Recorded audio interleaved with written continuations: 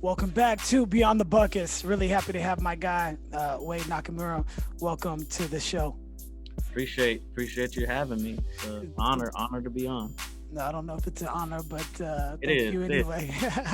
You're doing big things, man. So it's an honor to be asked to be on. I appreciate the opportunity to speak. Thank you for joining. Why don't we? I like to start off with usually something that people might not know about you. Long time basketball coach, but sometimes that's the only thing that people see. We have other lives. We have lives outside of just basketball. And what would be one fun fact about you that people might not know? Um, I I definitely I love to cook. I love to smoke meat. I have, like, my wife calls it, I have too many toys. So, Mm, in the backyard, I have a smoker, I have a Blackstone griddle, I have a regular Weber. I just ordered a pizza oven. So I love to, that's my therapy. That's part of my therapy is to, go back there and throw some meat on the smoker, and just kick back and enjoy this beautiful California weather.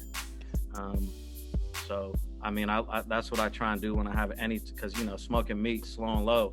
right. You got to give that meat some love. It takes some time. So, Yeah. but I love doing that, and then just sharing that food with whoever wants to eat it, man. So Right. I it's like that. And if anybody's attended any of your tournaments or shootouts, you do a great job of providing a fantastic hospitality room, like second to none. And I'll sit in there, before our game and then definitely after the game. And just the way that is put together, not, from you as well, but all the families that bring food, from different backgrounds. It's just a fantastic experience. So thank you for always providing such a great hospitality unit whenever you run a tournament. for sure. That's much appreciated. I think that's definitely always a way to people's hearts. People always remember good food. Good food equals, just family atmosphere, good time. And that's what we try and create all the time with our events at Prez, whether that be our shootout or our summer stuff with Creighton's tournament, that we have in the summer. We always try and just have a great hospitality room or snack bar where, brings people together and they can just enjoy, breaking bread and just chit chatting, whether that be about basketball or life. So, Definitely. yeah. Um, we have a lot of similarities, but when I first got into the league, you hit me up and you were like, "Hey, man, you need anything? Just let me know."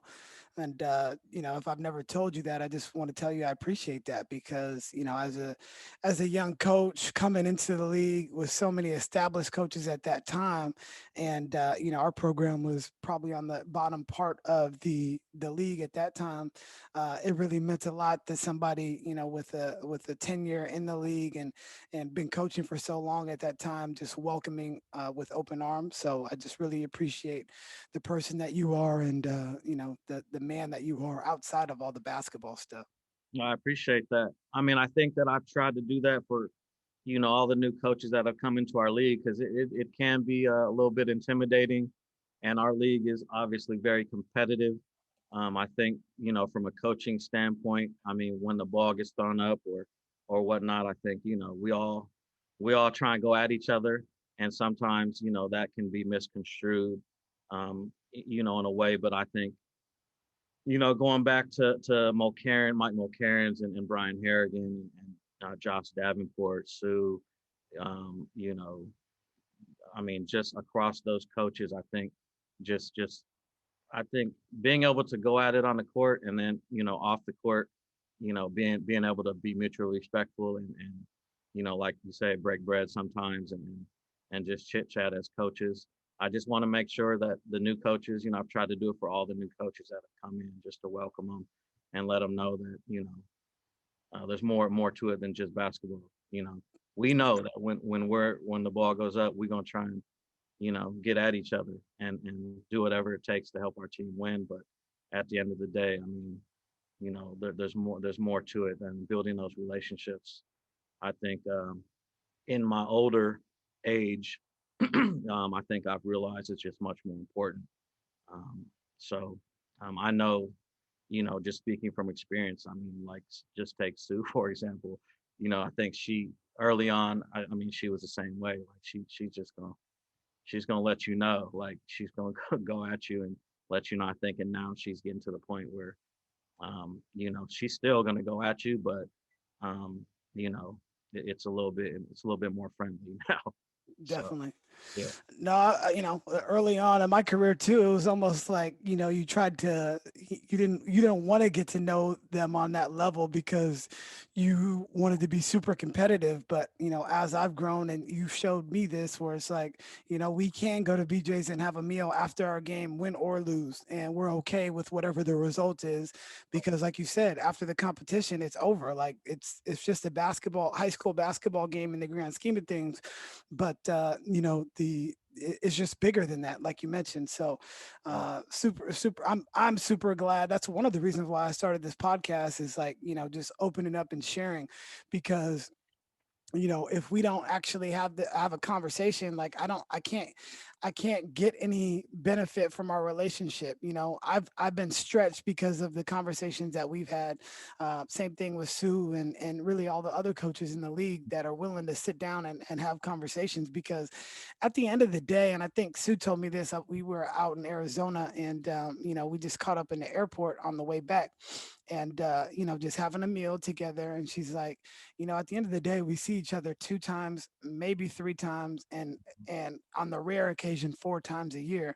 So for us to have any type of animosity towards any other coach in the league really doesn't even make any sense, because it's only 60 64 minutes right, that are guaranteed, outside of, if talking about a third game in the playoffs, and maybe even beyond that. But right. it's just, I think it's a good way to look at things, when you take a step back and just understand we are just high school basketball coaches. Yep, that's right. And we all got those our personal lives and families and whatnot. Off the court, we're just regular normal people, but competitors. I mean, you can't be in the WCL and not be ultra competitive.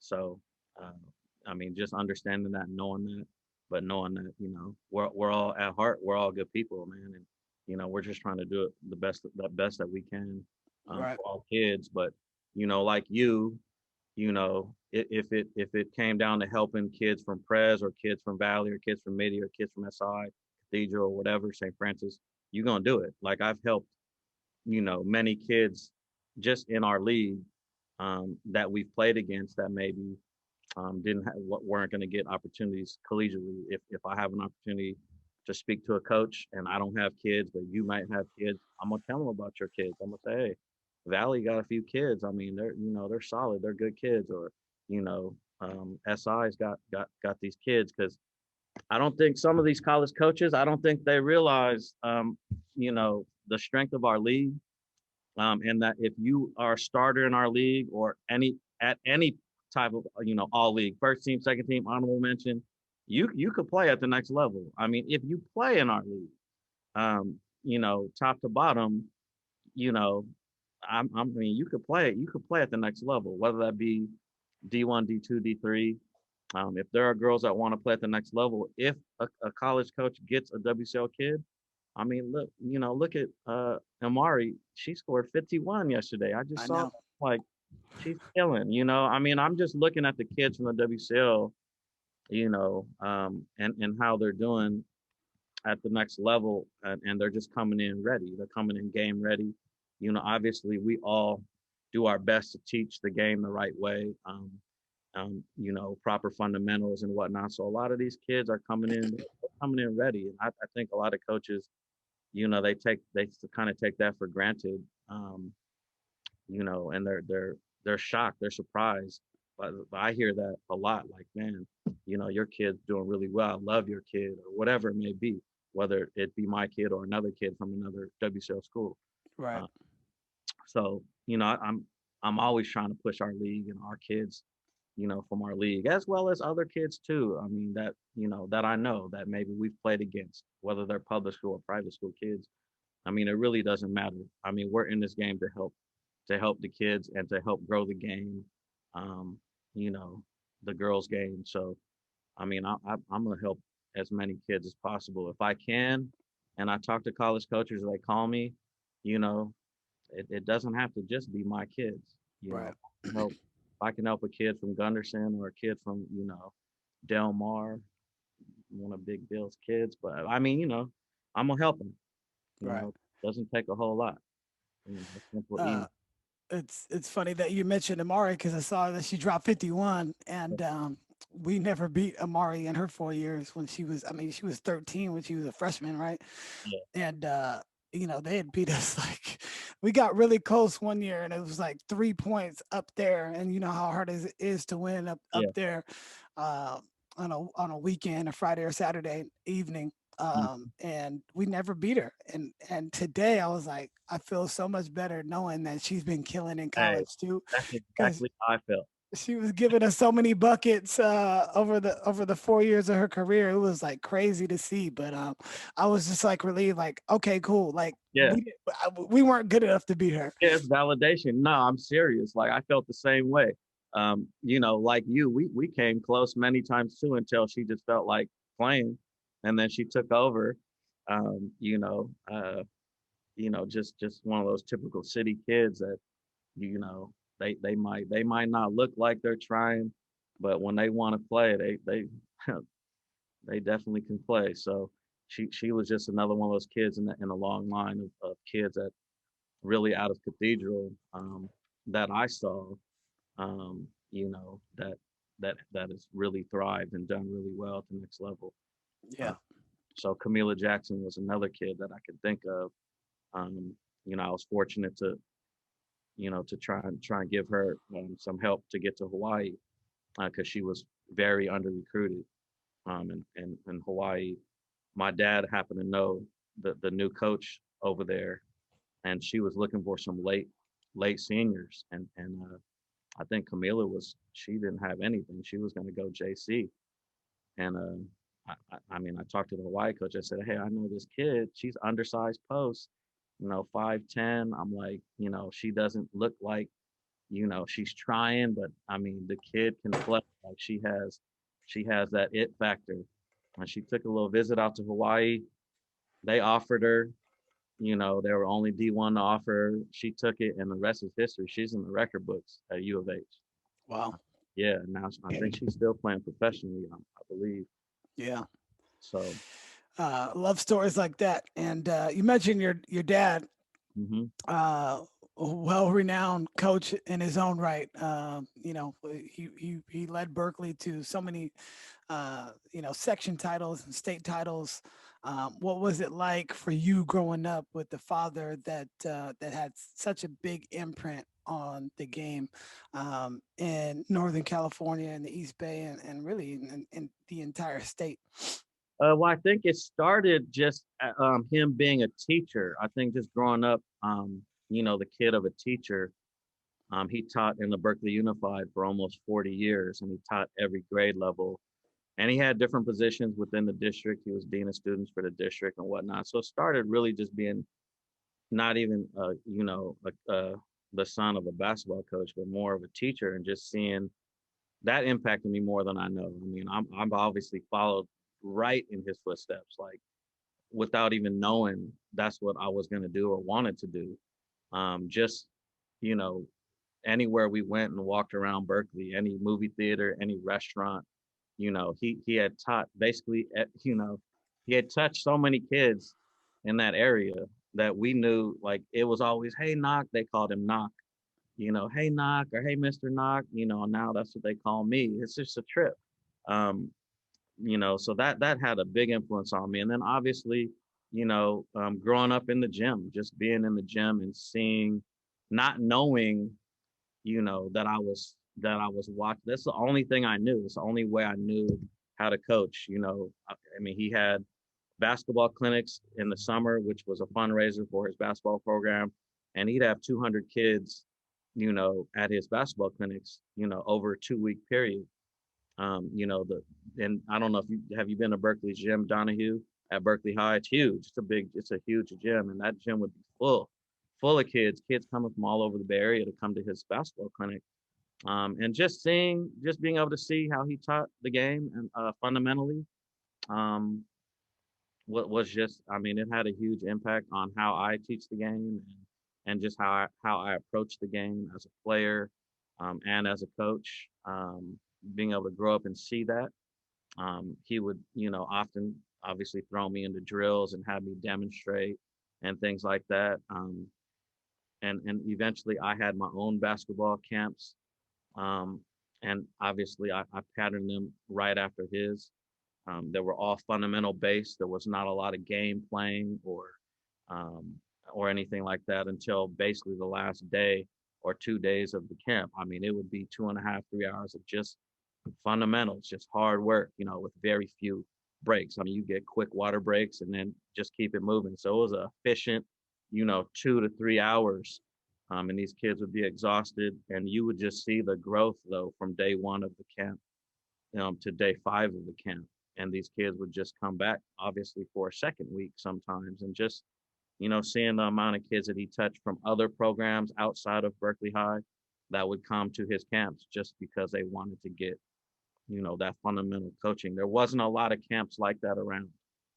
Like if you went to the college camps or other camps that were more play based, and less fundamental based, and skill based, you know, there just wasn't a lot of camps like that around. So Right. um, just experiencing that and seeing that was fantastic. And then obviously growing up in the house, he coached many collegiate players, and that was kind of how I got my start in getting to know a lot of college coaches, because they would call my house and a lot of times I would answer the phone, and I would spark up a conversation with them, you know at it was Pac-10 back then, but some of the Pac-10 coaches and just some of the local coaches that were recruiting his kids.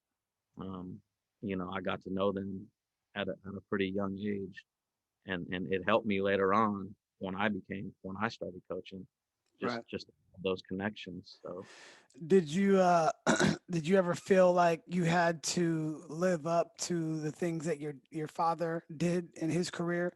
You know, getting into the same industry, doing the same thing, being a teacher as well as a coach. no, I don't think I ever really felt that type of pressure. I think from the get-go, I just felt like I had to build my own name, my own niche. Obviously, you know, a lot of people knew my dad, whether that be referees, and sometimes it wasn't a good thing. I mean, because some of the refs, when we went to the East Bay, some of them didn't like my dad, so then they just equated me with him, and also some coaches that never beat him. They when we played them, they're like, "Oh, you're Nakamura's son." Like, wasn't always a good thing, but no, I didn't really feel a lot of pressure. I just think it was more I felt proud.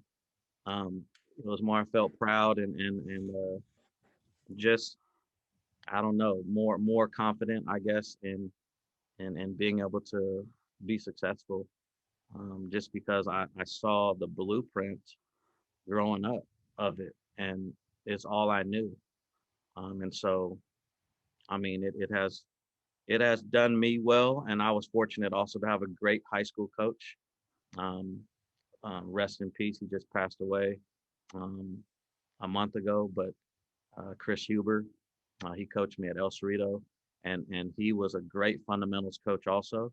So I got, and that's not always the case. So I got to see it firsthand from my dad, and then when I got to high school, I got also some more great coaching, and I also I combined those two, and kind of made my own little system, um, and it has proven to have worked well. Right. So for so I've just been very fortunate to be around, great coaches, and then obviously, you know, getting to this league, and even when I was coaching public school, just you know, not trying to reinvent the wheel, but just watching other coaches, and taking things from what they've done, has been fantastic. Right. So it's been good. I mean, I've been very fortunate, no doubt. Over 25 years in coaching, and you've had three major stops. Homestead, Leland, and presentation. um, but you've had success at all three of those places. What do you attribute that to outside of players? Well, obviously, you need great kids. I mean, um, the kids can play without you. If the kids can play without a coach. That's what Creighton, my dear friend Creighton Lane, rest in peace. Actually, today is his 7-year anniversary of his passing. But yeah, he used to always say, "Man, the kids can play without me, but you can't play without the kids." So, I mean, it starts with first of all great kids, and you know, I've been fortunate to have great kids, you know, ev- at all three stops. Kids that have, you know, gone to war for me, and really, um, done well in the classroom as well. I've been fortunate to not have to worry a lot about that too, which was, something a lot different than my dad's experience at Berkeley. He had a lot of other issues that he had to deal with as a coach. Being a father figure, oftentimes dealing with teen pregnancy, dealing with kids that, had to, support their families and things like that. And in the area and in the schools that I've been at, I've been fortunate to not have to worry about those things. A lot of times you take those things for granted as a coach. And I got to see those things, where he had players that were playing pregnant and he didn't even know it, and had to deal with that. So just, things like that. So just fortunate to have great kids. Obviously, it takes some support from the admin, obviously, in what you do.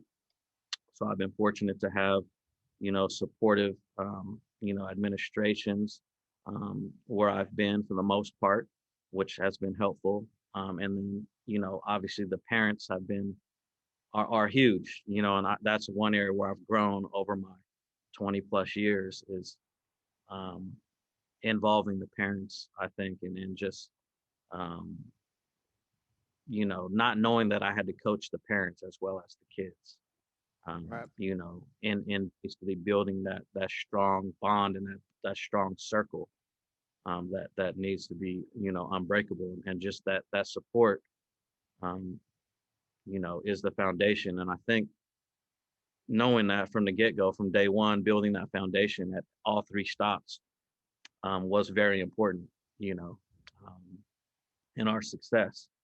So, um, I think obviously having great assistance too, and lower levels is important, definitely. also I think the parent for thing sure. is key. You want to make sure that the parents and everybody to know that this is a partnership. It's not one faction over here, one faction over here, where everybody has their, own set of agendas, and everybody, like you said, including everybody in creating that partnership is extremely important. I was talking to Kevin Kiernan from Modern Day yesterday, actually, and he talked about, if it was just coaching basketball, it would be easy, but it's Mm, all the other things. It's, the fundraising, it's the summers, it's the dealing with the admin. It's so many other things that go into actual coaching. And mhm. if scheduling, like think about, scheduling for our league, like, Yeah. people might get upset if if you go 14-0 in non-league, and it's like, oh well, they didn't play anybody. But if we do that, and we go and play Mater Day and Clovis West and Pinewood and all the upper echelon teams that are around, Mhm. well, if we go under 500 outside of league, it's not a guarantee at all, because I No. think the last handful of years, the second place team is really close to around 500. Not, and for us, it was 500 exactly. And you just, there's just so much that goes into coaching, and a lot of it is not on the court. It's managing the people around. Well, for sure, for sure. I mean, 2013 we won CCS, and we were a buzzer beating shot in the preseason away from not qualifying for CCS because we finished below 500 that year in WCL, and we won at the West Coast Jamboree on a buzzer beater to put us at 500. that Right. got us into CC. So I mean, again, a lot of people don't know, like you say, um, the strategy and the time that goes into having to really schedule to challenge your kids as well as um, you know continue your season. You know, we break our season. Always talk about our season being 3 seasons: preseason, regular season, and postseason. And we treat all those seasons differently. We need to be at a certain point at the end of each of those, seasons. Um, that's how we talk about things at Prez. So and then also having three former assistants and JV coaches and varsity assistants that are now head coaches, Justin Fujihara Wilcox, Andy Anaya Leland, and Fred Yepes at Independence. They all were former assistants of mine or JV coaches, and just seeing them, because if you're not the head coach, you don't have to deal with everything. If you're the JV coach or if you're an assistant varsity, you don't really know what all goes into, like you said, being in charge and having to take care of all those little things off the court, whether that be parents or admin or scheduling, whatever it may be. And those three found out that there's a lot more to it than just showing up to the gym, Right. um, and helping with a drill or getting, I mean, there's a lot more to it, and they found out, as soon as they had that first parent meeting or whatever it may be, um, Definitely. of scheduling. No, you're right. I mean, that's one of the that's one of the things that really warms my heart is the ability to help. They were going to be head coaches anyway, right? But just being able to help. Sarah Kalichu, who's at Los Gatos, she was on my staff for a couple of years. Bobby Williams, and he's at Lee, and he was on my staff. All the coaches in the AAU ranks from my club program that are Right. now head coaches. Jamon Osby at Los Gatos, Alex is assistant at Bellarmine. Stephen Giles is at Willow Glen. There's just so many people that Yeah. you've been able to help Yeah. get other opportunities, and I think that's another thing that coaches should be doing. If you have assistants that want to pursue, head coaching, it's your duty to kind of walk them through it and give them a lay of the land. Like when Josh, first got his job at Branham, we sat down and here's what I do. Here's what I do at my parent meeting. And, if it wasn't for, mentors that I've had to tell me this is how you're supposed to do things and then put your own flavor on it, Right. and that's important. That's what I've always respected about you too. You always put your own flavor on it. But yeah, just being able to help those people in your program and around your program that help so much get their own jobs is really cool. Yeah, for sure. No, it's been a joy to, you know, um, support those coaches and to see them, um, you know, learn sometimes learn the hard way, but just see them really aspire to help the game as well. So from their standpoint now as head coaches, so Definitely. yeah, Um, I didn't know this, but right before we jumped on, you told me you used to coach boys, and that's what I used to do too. So I used to coach boys for 8 years before, the opportunity opened at Valley, and that's we were kind of like the same thing. We wanted to get some boys jobs, but they were just really weren't ticking like that. And then the WCL opportunity came, and I was like, okay, I'm on there, yeah, because I'll never forget this. And Eric Scherenberg said this when I first got there, and he's like, "Well, I know you want the boys' job, but it's not open right now. But there's only a few ways to get into the WCL, and this may be one of those." And yeah, so, I took that opportunity, and and the boys' job has opened up twice since then, and mhm, I've wanted to stay on the girls' side, yeah, and so people ask me all the time, why girls? Why girls? I'm just like, I don't know. This is where my heart's at. I really can't put a finger on it, because if you would have told me this 15 years ago that you're going to be coaching girls, I'd be like, no, you're wrong. But I've really enjoyed my time. So tell me about like how that was early on for you, and then tell me why you choose to coach girls over boys. well, I mean, like you, I was interested in coaching boys because I had just, been pretty fresh off of helping my old high school coach as an assistant at Elfrida High. And like I said, just wanted to make my own path beyond what my dad did on the girls' side. but found it very difficult and got the opportunity to get in at Homestead on the girls' side. And, like you, like I found it an opportunity I couldn't pass up.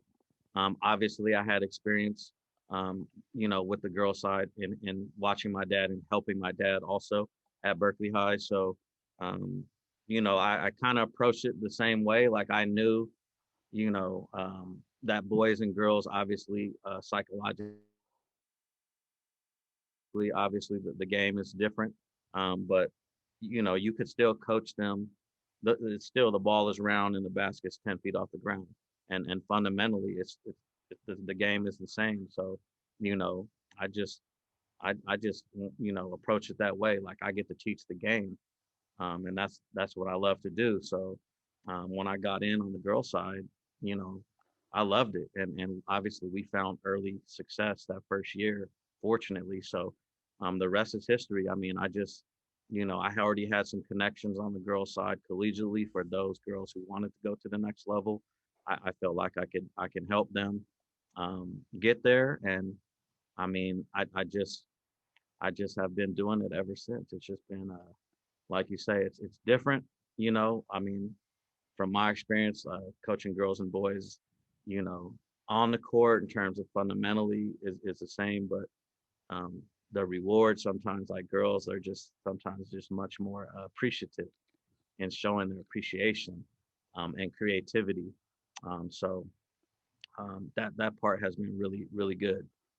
So I just think once I built that foundation on the girl side, um, I just felt like I could help more kids on that side. So I stuck with it, Right. and it's been good. It's fun. It's been a good time. And another similarity, we both won CCS our first year coaching high school girls. So Y- that's a good fun Yeah. fact. Oh man, I know. And um, I just remember my dad telling me, man, don't get too happy because it's not always gonna be this easy. Like you might never win again. So make sure you savor, this experience and really enjoy it because um, it it's not that easy to win or to continue to win. Obviously, if program like at Berkeley, I think the one year um, my dad happened to have like 8 seniors, and he kept all of them because these girls had been in his program. And in a program like that, similar to MIDI, you sometimes you have incoming freshmen that are much better than those 4 year seniors. And but it's you got to make that decision. Do I keep these freshmen and cut these seniors who have been loyal to our program, Right. or do I stay loyal to these kids? And a lot of times when you have a successful program like that, you know it can cause some problems and some dilemmas, at least for sure, mentally and whatnot. So he ended up keeping those seniors and staying loyal to the ones who were loyal to his program, and they had, I mean, uncharacteristically, they had a real tough season. Um, and so it's always you sometimes you have to make that tough decision, as a coach, and you hope that the kids will understand if you go the other way, if you take those kids who are younger, who are varsity ready, um, over some of those seniors, and we've all had to make those tough decisions as coaches. So it is very interesting, just to see Uh, that. But for somebody that doesn't really know our league, what would you say about our league? um, well, I mean, coming in, I'm probably one of the few coaches in the league that have coached public and private. Coming from public before and actually winning CCS at a public school, before coming to the WCL. I'm not gonna lie. When I was at Leland, I thought some of my Leland teams, we would win the BVL. I thought we could play in the WCL until I got to the WCL as a coach, and I realized it's a different beast. Like you get no break. And I think that's what the basketball people that know basketball, they understand. If they're familiar with the WCL schools and teams. But if you're not and you haven't really experienced it, I mean, coming from public and having coached in the WCL, it is definitely, I mean, it's definitely different, you know.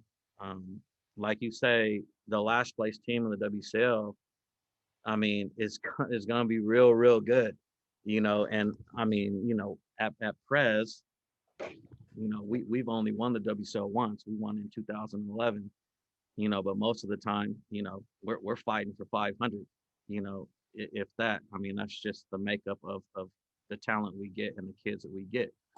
So it is tough. I mean, you know, to get those kids to not think, oh, you know, we going in the midi and we have no chance, you know, or going to Valley and oh man, like how we gonna win? You know, we lost by 30 the last time we played them. You know, just I think getting our kids to have a WCL mentality and knowing that, hey man, you guys can play. You guys are basketball players. If you show up and play, you know, anything can happen. You know, that's the beauty of basketball. That's Right. why upsets happen all the time. And so, you know, we've kind of really loved that role at Prez of, you know, just being kind of the underdog. But yeah, the WCL has been, it's been wonderful. I mean, everything that I thought it was going to be, um, it's part of, you know, why I think you wanted to come to the WCL, why came to the WCL is for that challenge and the honor of coaching in such a great league with such great coaches and great players.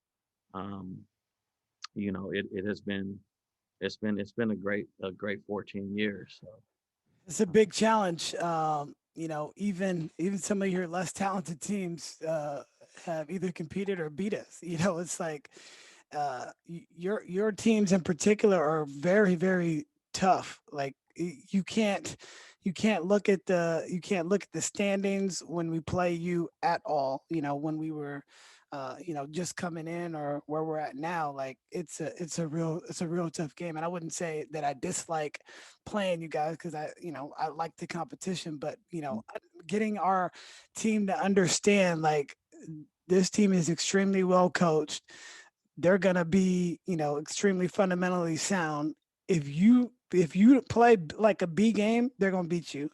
And you know that the same could be said for pretty much everybody in our league. There's not like okay, cool, we could circle this one, you know. And when you're at Leland or Homestead, there's probably you know at least yeah, five games where you're like, okay, we got the like even if you play a C game, you're still going to win. A lot of the times for us, like if we play a C game um, outside of league, well, we're still going to win, but the yeah. other teams are excited because oh they didn't beat us by 20, they beat us by 15. Well, you know it's still 7 possessions, but you know like it's just interesting the dynamics of it. Like you always have to be ready and on because they're going to give you your best shot. Any public school that plays us, we already know that they're going to try to give us their best shot. And if we don't put them away, like they're going to feel like it's a win. Like sometimes, I don't know if you guys have felt this too, but like we'll win and the, you know, the team will be happy. But it's like, as a coach, you're like, damn, we only beat them by 10. You know what I mean? So, I was just gonna say that. I think the hardest part is the parent perspective, especially in the preseason when you may play teams and beat them handily, like you may win, you know, by 20, 25, 30, but have 25, 30 turnovers. Um, you know, and from a coach's standpoint, you know that 25 turnovers, you're not going to get it when January comes around um, and you play in the WCL, you know, like those 7, 8 missed, you know, layups. You know, if you miss, if you if you mess up 2 possessions in a row in the WCL, you find yourself down 10 real quick, and it's real hard to come back down 10 in our league. You know, down 10, you know, in a normal game, you know, you feel like you could amp the pressure up and you know make some adjustments coaching wise and make a difference. But in our league, man, if you get down 10, it's pretty hard to come back. So, you know, just getting our kids to understand how to value possessions. And in our league, it is a league of possessions. Like it really is. It truthfully is. And obviously at Prez, it's always been a goal to if we don't score at least 50 points, in a WCL game, we will not win because you will not hold a WCL school to under 50. Whereas, in the preseason, we might be able to hold teams to 20 something points or 30 some points. But in WCL, teams are going to score over 50. So if you don't score 51 and win 51-50, you're going to have a hard time. And I mean, we've always thought of it that way. Um, and so I think, defensively, we've always hung our hat on that end of the court, just being solid on that end and then just trying to hang around and do enough to give ourselves an opportunity and a chance, down the stretch. So, that's really how it's been. But yeah, no, I mean, it's been fun. It's been fun. Not that it was obviously very fun, at Leland and at Homestead as well.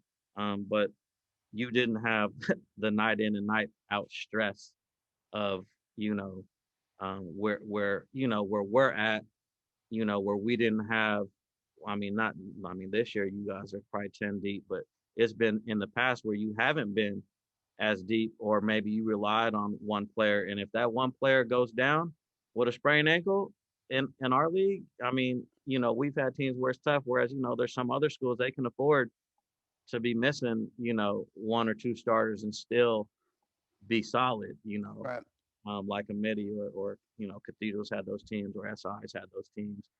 And I mean, you're fortunate that you have a lot of young talent where, I mean, I haven't really had that at Pres. And, that's always on the back of your mind when you um, basically schedule practices and what you're doing. Like, if you're doing toughness drills and whatnot, you kind of gotta be strategic, man, because you're doing a toughness drill and the kid goes down in that drill. Oh man, concussion or whatever, shoot, that could be, you know, 4 losses real quick, like Right. guaranteed if you're missing, one of your top five. So that's That another that thing that I have to that worry about. that depth is key, like you said, because in history, like this is the just now we're starting to get where the bench is solid, where anybody could start, and we had that last year, and then we would have that this year too if we have a season, and then specifically next year, well, we'll probably go 10, 12 deep, Mhm. but Yeah. like you mentioned, we've always had like usually two players that were really solid, and Mhm. you saw it from last year when we started off, 5-1, and then when Fallon and Nina got injured, we lost the rest of the games in league, and Right. we're thinking, okay, well, we got Midi this next time around, like this is a really good opportunity, cool. Like if we could somehow stick around Mhm. and figure a way out at the end, like we could still be league champs. And then when those two go down, it's like Yeah. it's a wrap, you know. But Yeah, but you still might be able to win CCS without those two. I correct, mean, yeah, yeah, outside open. I'm just saying. So nah, I mean it is tough, man, and for sure. I know for us at Pres, just thinking how we're going to be competitive year in and year out because obviously we have lost big important seniors every year, and I think that's always, I mean, from an outsider looking in, like, you know, I think people are always thinking, oh, Prez is not going to be competitive because they're losing Ava Williams or they're losing whoever it may be, and I mean, that's our job as coaches, to continue to be consistently competitive. And it's definitely a challenge, um, more so than some other schools that get that talent. I mean, if you look at just look at people's JV programs or freshman programs, and you could just see the talent pipeline that they have, compared to us. I know for years you guys didn't have a freshman team, and then just as recently we haven't either. Um, so when you look at SI or Midi or Cathedral who have these freshman programs, who are, I mean, they just got kids that would play varsity for me, you know, um, as freshmen, just having to figure out how you're going to maintain the competitiveness has been a great challenge. I mean, that has been um, just really something that has motivated me. And obviously, the only way to do it is to spend a tremendous amount of time in the gym with kids. And I mean, it's something that, I've had to do. I mean, that's why this last year with COVID has been crazy because I mean, it's been the most, time I've had outside the gym, man. I mean, for half my life, for the last 24 years, I've not had a December off or, a winter off, with my family or whatnot. So yeah, just starting my own AAU program, and trying to maintain and develop, just a core group of kids so that we can maintain that competitiveness. Early on, I just found out that that's what I needed to do. Um, and really early on, I I had Metro San Jose, AAU wise, and there wasn't a lot of Pres kids playing in the program. I was really helping other kids from other schools because it was just open. And then it got to a point where I realized if we wanted to maintain a level of competitiveness at Pres, I needed to try and include as many Pres kids as possible, even if they weren't maybe ready to play at a certain level. They needed to be in the gym and get coached, um, fundamental wise and skill wise, and they needed to get better. That summertime was very important. So, I had to take a real hard look at, am I trying to get other kids better from other programs, or my own kids better? I needed to do both. So that's what ended up happening. Right. Yeah. What would you be doing if you didn't coach and teach? Um, I mean, like, I mean, what as far as like a job or as Yeah, far as, for a profession, what do you think you'd be doing if you didn't? oh, I would probably be a physical therapist. I think that was uh something in sports medicine. I mean, that's what I originally went in as a bio sci major at UCSB. I wanted to go into physical therapy, um, but my tune changed. I think I just found out real quick my true calling was education. I started, like I said, to do some volunteer work, um, and realized that that career that I really thought I wanted to do wasn't really my calling. But I mean, I love it. I mean, I love, I've had so many injuries, uh, so I see, the necessity for physical therapists and people in sports medicine, good people, because I've had some good help through my injuries. So I think that would be real cool. Or I would um, probably be a restaurant owner and be a cook, man, a short order cook. That's always been a dream of mine. I always say if I won the lotto, I would buy a place and open my own breakfast and lunch joint and be a short order cook and be cooking um, all day. Yeah, I think that's obviously an outside dream too. Like just to own a barbecue joint or just a breakfast lunch spot. I don't think I'd want to be there all day, but you Right. know, 6'3". That would be Yeah. cool. I'll pull up for sure. What you have own and you've always coached so many other kids. How have you been able to balance family life as well as coaching for 11 months out of the year, basically with only August usually off. But all those, Well, I mean, yeah, it got to the point where I was coaching 7 days a week, and I was coaching 3, 4 teams at the same time because I was coaching my own kids' teams as well as the outside teams.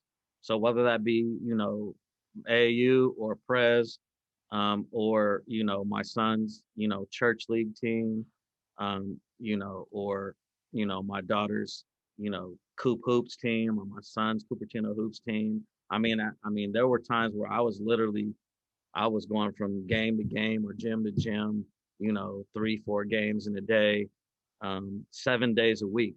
And people thought I was crazy. They're like, how can you do that?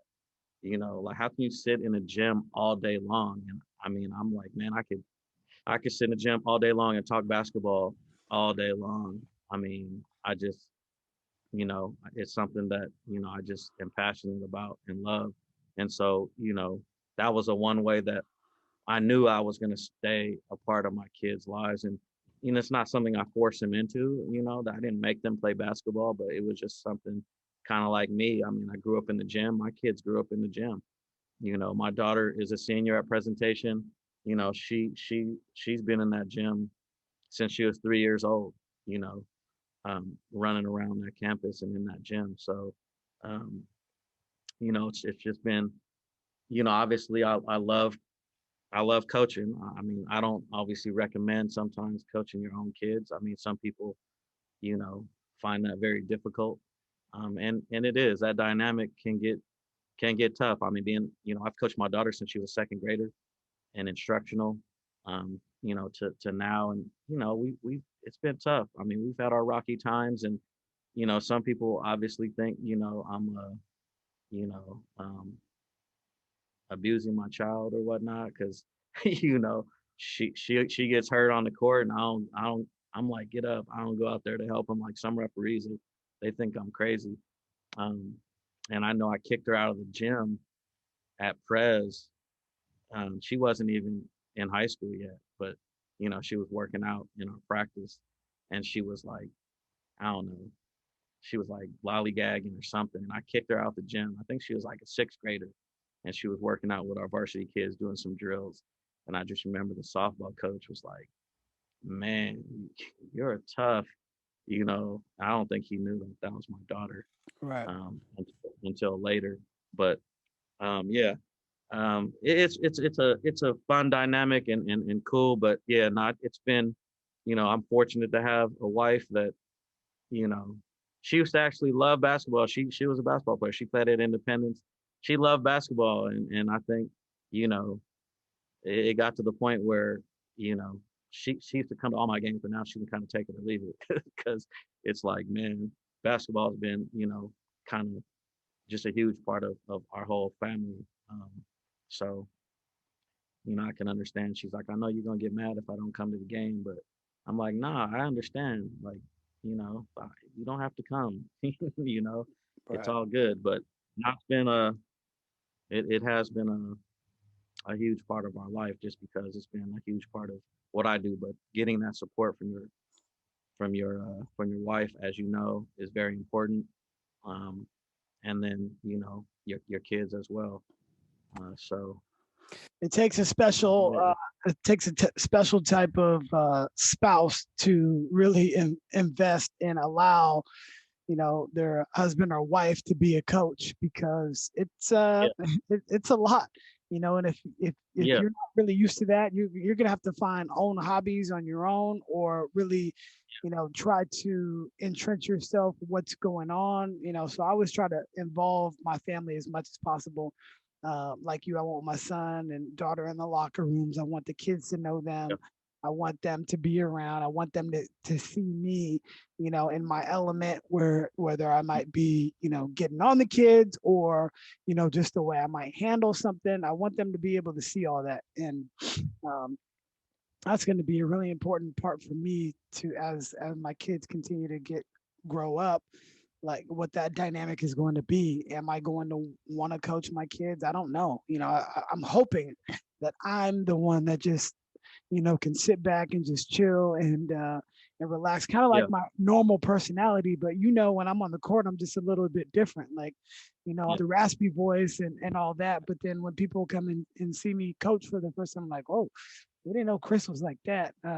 And so I don't know what type of parent I'm gonna be, as far as when and if they want to play. If they want to play, I'm gonna try to support them as much as I can. But I'm yeah. interested to see how that all plays out. Yeah, you'll figure it out. I mean, you'll as long as you can, you know, um, and can admit, your mistakes. And I think you have to be able to separate dad from coach. I think that's the biggest thing. And sometimes the toughest thing is to be able to separate dad from coach. And it's hard from a kid standpoint, for my daughter to look at me as coach and not dad. And then, it's easier for me, but it's hard, to leave that coach in the gym. And when you leave the gym and get in the car, now you're dad. And when you get home, you're really dad. Like, hug your kid and tell them you love them, no matter what, no matter how they did, no matter how practice went, or whatnot. And I think, it comes to a point, like now, I mean, my daughter's played for me for so long that we just have that dynamic. And I think my son and I don't have that dynamic as much. I think he's at that age, where he's, I think I remember when I was at that same age where he's a little bit rebellious, or he's a little bit like we butt heads more. He's more of like a know-it-all, like I already know, and it's like, no, you don't know. Like, you'll find out later on and you'll appreciate it. Because me and my dad had the same thing. I think it just got to a point where, my dad just knew that I knew. He trusted that I knew. But until that point came, he had to coach me. He had to let me know, like, no, this is how, these are the things that you can do, even if you don't think you can do them, you know. And then it got to a point where, he just trusted that I knew the game, and knew he didn't have to tell me. And I think, that's where me and my daughter have gotten, and me and my son are not. We're right at the beginning, of, you know, nah, this is what, I see you being able to do. So it is interesting. And they're two different people too, so I can't treat them the same because they're two different individuals. My son is like very, very, very ultra competitive, you know. So you know, which is, it'll end up, everyone tells me, I mean, at a young age, they were like, you know, that's good, like, because you don't have to put that fire in them. He already got it in him. Some kids, you got to put it in them, and sometimes it's hard to do that. So you can dial them back, but it's hard to dial them up. So I just think, it'll be interesting to see. I'm sad that, he missed all of last summer and whatnot, because it was important coming into his freshman year. And then obviously not, knowing what's going to happen with this season. Obviously it's going to be not normal. So he missed out on a lot of development, on the court, and a lot of experience, that you can't replace. Obviously, if you play AAU, you're going to play upwards of 50 games or more, in the spring and summer, and even fall at a, eighth grade, level where you can play year round. Um, and missing out on all that, that's a ton of game experience that, is you just can't replace. So you could do all the drill work you want, but you know, you got to get beat up on the court, sometimes to learn. So especially if you're little. So, and he's not going to be big, obviously. So just knowing what you can and can't get away with, Hmm. uh, and how to be crafty. So That's key. yeah. What advice would you give to young coaches out there trying to, coach at any level, really? Um, just be hungry to learn. Be humble, but be hungry to learn. Don't be afraid to, ask people if you can come watch their practices. I would suggest any coach. I mean, I teach at the middle school, and I also coach. I'm also the co-AD, at Kennedy Middle School, and there's coaches over here that I'm telling them. I mean, if you call or email any college coach in this area and ask them if you can come in and watch practice, they'll let you come in. They will. Like, they'll give you their practice plan when you come in. They'll welcome you. And I mean, yeah, you know, you're not, if you're coaching at the middle school level, you're not going to have the talent to do what those Division I coaches are doing, but you can get pace of practice out of it, spirit of practice out of it. Because if you ever go to a D1 practice, it's never quiet, and the spirit and the energy in that practice is at a super high level. I mean, if you go to, I mean, just go to Stanford. Just pick Stanford for example. I mean, it's unlike anything that you've experienced, if especially if you're a young coach, a middle school coach, but even a high school coach. Um, if you go to a lot of high school practices, you don't see their practices lively like that. you don't see, constant movement, or no wasted time, you know, and that's something that for sure every young coach should get. I think, you know, being able to go into any local D1 college, and there's plenty of them, whether it be D1, D2, JC, there's a lot of good JC coaches and whatnot, and see how they run their practice, see how they formulate it, and then pick their brain. They would love to talk basketball with you. And then at the next level, any high school coach, if anyone asks me, we have closed practices, but if anyone asks me if they could come watch my practice, sure, yeah, come through, come watch my practice and see how we do things. You might not be able to exactly do what I do. And I think I learned that early on going to clinics. And that's another thing I would advise. If there's a coaching clinic you can go to it, at least one every year. And then take away one or two things from that coaching clinic, that you feel like you can use or was useful to you. Don't take away like 15 things or a new strategy that you think you can do, because, everyone's personnel is going to be different. And you might not be able to do that. I mean, I've learned that, trying to put in triangle offense, trying to, put in a 1-3-1 press, because it may work for this. It may look awesome for this coach or this program, but I mean, my kids can't do it. I got to figure out what works for my kids. Right. But you can learn like so much, the way that we utilize the clock in practice, so that we have no wasted time, the spirit that we have in practice, um, you know, the way that we transition from drill to drill, or drill to water break, back to drill. I mean, it's important. You only get 2 hours, and you can't waste. You should not waste any time in those 2 hours. So I think you will see that if you see enough practices, whether that be D1 or high school, you will see that. And I think the biggest change in me and what we've done is when I volunteered for the Positive Coaching Alliance.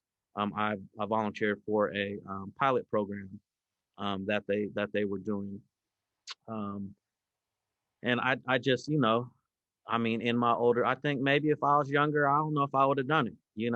But I think, getting up there and just wanting to improve my program and help my kids, and also improve myself as a coach and a teacher. Obviously, you're always learning. So it's something that was simple. It was like, hey, I'm a volunteer for this program, for this pilot program through PCA. I knew all about PCA, and knew that they were doing great things. And it really changed me as a coach, and the way that I've done things. And I think, if you talk to people who know me and have seen me coach over the years, and even my former players, who will say that I'm getting soft or gone soft. It's not that. It's just I become wiser, and more understanding of, whether that be today's kids or just kids, period, and what they need psychologically and physically to perform at their peak.